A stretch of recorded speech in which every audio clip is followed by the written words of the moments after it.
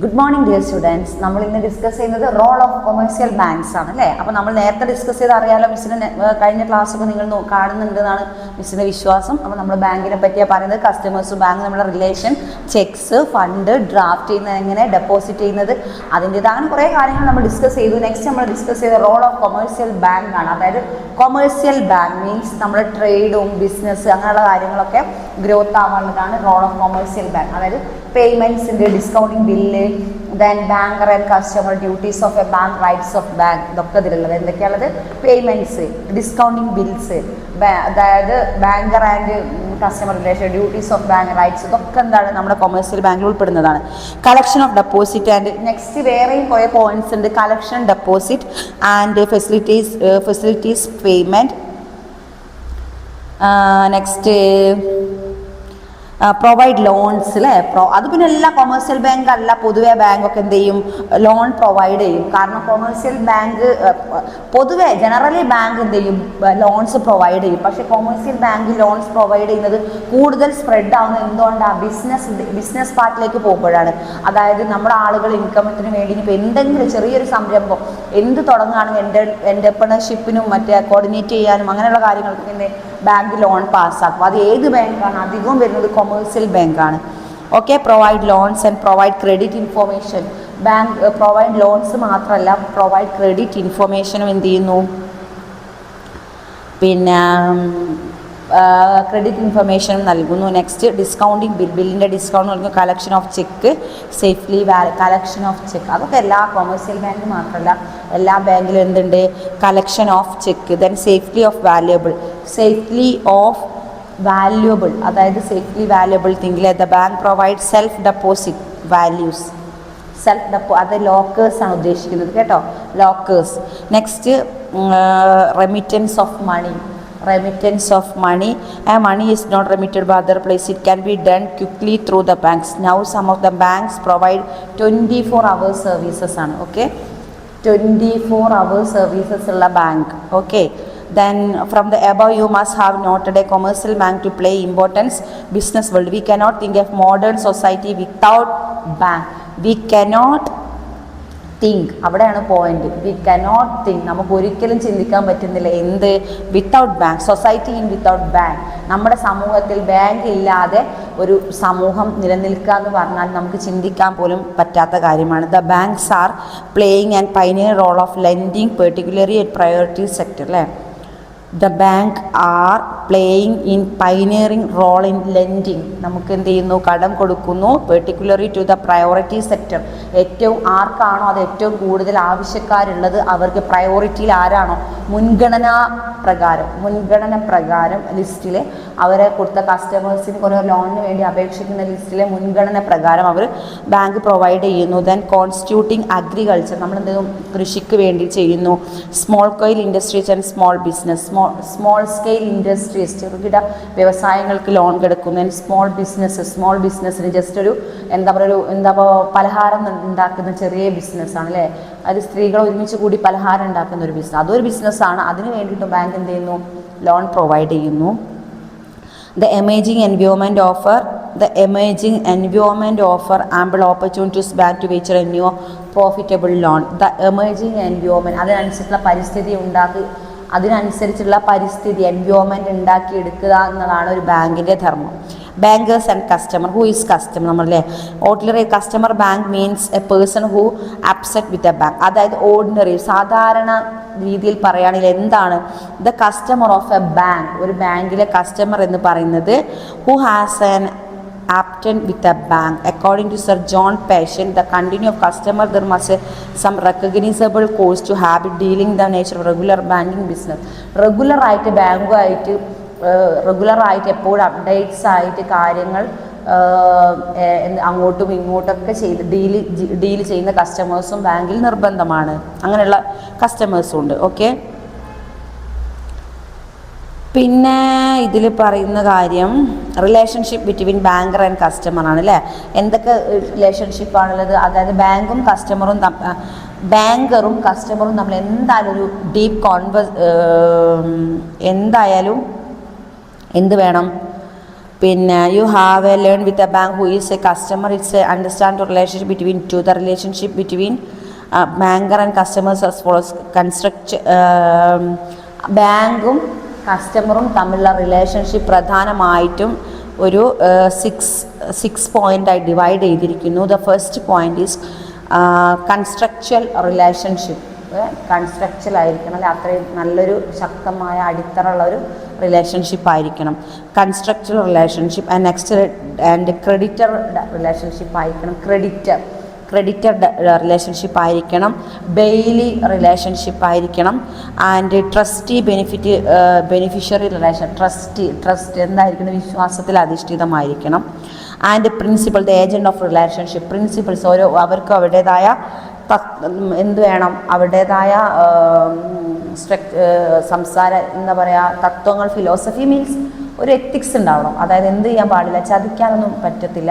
കാരണം ക്യാഷ് എത്ര, എങ്ങനെ, എന്താന്നുള്ള കാര്യങ്ങളൊക്കെ അങ്ങോട്ടും ഇങ്ങോട്ടും ഒരു ഡീലിങ്സിന് എന്ത് വേണം? ട്രസ്റ്റും വേണം, സത്യസന്ധത വേണം. ഓക്കെ. Duties of bank. എന്തൊക്കെയാണ് ബാങ്കിൻ്റെ ഡ്യൂട്ടീസ് നോക്കാം. Obligation of honour cheques. First duty, you know that the bank of a customer, the bank has statutory obligation of honor of the checks of its customer up to amount standing the credit in customer's account. Customers അക്കൗണ്ടിൽ നിന്ന് loan എന്താവണമെങ്കിൽ check എഴുതി കൊടുത്ത് അങ്ങനെയുള്ള ആ കാര്യങ്ങൾക്കൊക്കെ അതാണ് എന്ത്? Customer as follow. The bankers towards customer. The main obligations എന്തൊക്കെയാണെന്ന് നോക്കാം. എന്താണ് the main obligations of bankers toward the customer? കസ്റ്റമറിനോടുള്ള ഒബ്ലിഗേഷൻ, ബാങ്കിന് കസ്റ്റമേഴ്സിനോടുള്ള ഒബ്ലിഗേഷൻ എന്താണ്? The obligation to honour cheques ഒന്നാമത്തത്. രണ്ടാമത്തെ എന്താ പറയുന്നത്? Then to must be sufficient funds to customer, and the fund must be properly applicable to customer, and the check must be properly drawn up to customer, and the check must be presented of payment to customer with responsibility. അതായത് ഉത്തരവാദിത്തത്തോടുകൂടി ചെയ്തു കൊടുക്കണം. Next, there must be legal bar preventing and payment of such checks. അതിന് legally ഉള്ള എല്ലാ സ്ട്രക്ചറും കാര്യങ്ങളും പ്രൊസീജിയറൊക്കെ മനസ്സിലാക്കണം. an obligation to maintain secretary, an obligation to maintain secrecy. അവരുടെ ഡെപ്പോസിറ്റും കാര്യങ്ങളൊക്കെ എന്താ സീക്രസി ആക്കി വെക്കേണ്ടത്, സീക്രസി ആയി തന്നെ. അതാണ് നേരത്തെ നമ്മൾ എന്ത് പറഞ്ഞത്? Relationship between banker and A customer എന്ന് പറഞ്ഞപ്പോൾ അതിൽ എന്ത്? ട്രസ്റ്റ് നമ്മളൊരു ഭാഗം പഠിച്ചു അല്ലേ? അതാണ് ഇവിടെ കൊടുക്കേണ്ടത്. എങ്ങനെ? അതായത് ക്യാഷിൻ്റെ കാര്യത്തിൽ ആ ലോക്കറിലൊക്കെ പല കാര്യങ്ങളും പലതും എന്ത് ചെയ്യും? സേവ് ചെയ്ത് പ്രൊട്ടക്റ്റ് ചെയ്ത് സേവ് ആക്കാൻ ശ്രദ്ധിക്കണം. അപ്പോൾ അവിടെ ഒരു സീക്രസി ഉണ്ടാവും, അത് നോക്കാം. Obligation to maintain secrecy and obligation to follow customers instruction. കസ്റ്റമേഴ്സിൻ്റെ നിർദ്ദേശങ്ങളും ചിലപ്പോൾ പാലിക്കേണ്ടി വരും. അതായത് കസ്റ്റമേഴ്സിനെ എന്തായി കാണാൻ പാടില്ല? ഒന്നുമില്ലാത്ത ബിഗ് സീറോ ആണ്, ഇവർക്കൊന്നും അറിയത്തില്ല, ഇവരൊന്നുമില്ല എന്നുള്ള രീതിയിൽ കസ്റ്റമേഴ്സിനെ ഒരിക്കലും കാണാൻ പാടില്ല. കസ്റ്റമേഴ്സിൻ്റെ ഇൻസ്ട്രക്ഷൻ ചിലപ്പോൾ എന്ത് ചെയ്യേണ്ടി വരും? അക്സെപ്റ്റ് ചെയ്യേണ്ട ഘട്ടത്തിൽ നമ്മളത് ചെയ്യണം. Next, obligation to maintain proper records. എന്ത് ചെയ്യണം? Proper records. അതായത് എന്തൊക്കെ റെക്കോർഡ്സ് ഉണ്ടാവും? Lot of records in bank. അതായത് സേവിങ്സ് ഡെപ്പോസിറ്റ്, അല്ലെങ്കിൽ credit card, then ATM and other പിന്നെ വാല്യബിൾ നോളജ്, അങ്ങനെ വാല്യബിൾ പേപ്പേഴ്സ്, ദെൻ ഡെപ്പോസിറ്റ് ചെയ്യുന്ന കസ്റ്റമേഴ്സിൻ്റെ ഡീറ്റെയിൽസ്, അങ്ങനെ പലതരം റെക്കോർഡുകൾസ് അല്ലേ? അവിടെ നമ്മുടെ പിന്നെ ബാങ്ക് പാസ്ബുക്ക് തരത്തിലുള്ള നമ്മളെ ഓരോരുത്തരുടെ എല്ലാ ഡീറ്റെയിൽസും, പിന്നെ നമ്മുടെ എന്താ പറയുക ലൊക്കേഷൻ കാര്യം, അങ്ങനെ പലതും ഓരോരുത്തർ ഇപ്പോൾ കോടികൾ ആസ്തിയുള്ള ആളുകളൊക്കെ അവരുടെ സീക്രസി ഭയങ്കര സീക്രസി ആയിരിക്കും. പക്ഷേ അത് പുറത്തേക്ക് വിടാൻ പറ്റാതെ ഇപ്പോൾ ടാക്സും കാര്യങ്ങളൊക്കെ ഉള്ളതുകൊണ്ട് എല്ലാത്തിനും എന്തൊരു സീക്രസി ഉണ്ടാവും. ഓക്കെ. അപ്പോൾ obligate to follow customers instruction. ആ സമയത്താണ് എന്ത്? കസ്റ്റമേഴ്സിൻ്റെ ഇൻസ്ട്രക്ഷനും വളരെ ഇമ്പോർട്ടൻ്റ് ആണ്. obligation to maintain proper records and obligation to give notice of closing the account. rights to എന്താണ് ബാങ്കിൻ്റെ അവകാശങ്ങൾ എന്തെല്ലാമാണ്? right to general land to should be when to deposit safe custody and money for document and some securities above money when the properly held by customer to trust, and when there is an express agreement trust, അങ്ങനെ പല കാര്യങ്ങളും നമ്മൾ പറഞ്ഞു. the right of set off and right to appropriation. Okay, right of set off and right of appropriation and right to charge interest and commission. to charge interest and commission, right to close the account. And types of bank account. എന്തൊക്കെ തരം bank account ഉള്ളത്? Bank account പ്രധാനമായും time deposit and demand deposit. There are two type of bank account. Okay, there are two types of bank account. The first is time deposit, second is demand deposit. Next, recurring account and fixed deposit, savings fund account and current deposit account. Okay, fixed deposit account നമുക്കറിയാം, it's a fixed deposit are most popular from deposit race to bank. അധിക ബാങ്കുകളിലുള്ള ഒരു ഓപ്ഷനാണ് fixed deposit. And this type almost the most suitable of person who have spare money to invest long duration but not want to invest the risky securities. അതായത് long ടേണിലേക്ക് ഏതെങ്കിലും ഒരു ഡേറ്റിനേക്ക് അവരെന്ത് ചെയ്ത് ഫിക്സഡ് ആക്കി വെക്കുന്ന സെക്യൂരിറ്റിയാണ്, മണിയാണ് എന്ത് fixed deposit. The term fixed deposit means the money or deposit to made for fixed period.